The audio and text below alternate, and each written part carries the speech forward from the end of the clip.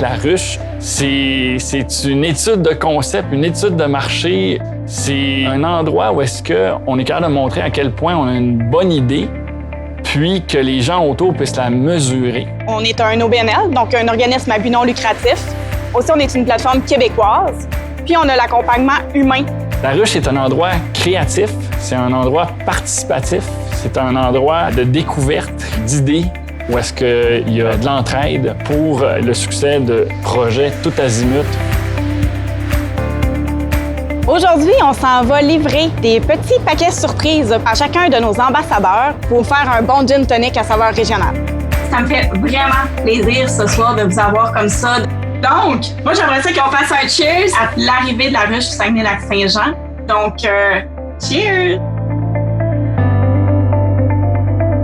Il était temps que le Saguenay-Lac-Saint-Jean accueille une ruche, puisqu'il y a énormément de gens avec énormément de bonnes idées, parfois trop pour nos moyens, mais justement d'aller chercher la communauté puis les gens de la région pour nous aider à réaliser ces projets-là. Je pense que le terreau il est fertile autant de créateurs de projets que des citoyens. Aller vers la ruche, ça permet d'avoir un bon levier financier pour quelqu'un qui a un projet. L'entrepreneuriat, c'est de plus en plus populaire. Fait qu'il faut que tu amènes quelque chose de différent. Puis ça, c'est la bonne façon de le tester. Ça te permet de mesurer le risque d'une certaine manière. Voir l'engouement du public ou la réponse à un produit ou à un service que tu veux lancer.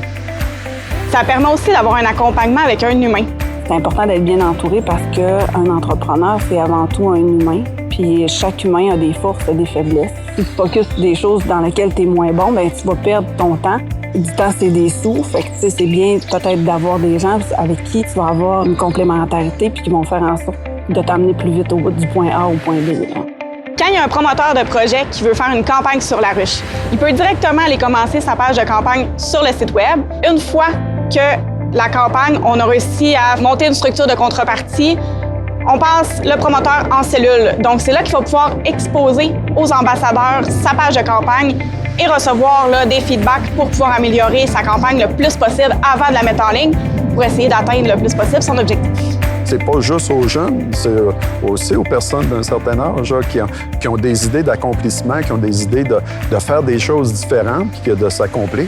Je crois que la formule de financement participatif, c'est la formule rêvée parce que tu as le client puis tu as l'entrepreneur. Puis de faire le joint entre les deux, c'est merveilleux. Quand tu comprends comment ça fonctionne, c'est ça, c'est le secret. Là. On met le sort de la région dans les mains des gens de la région.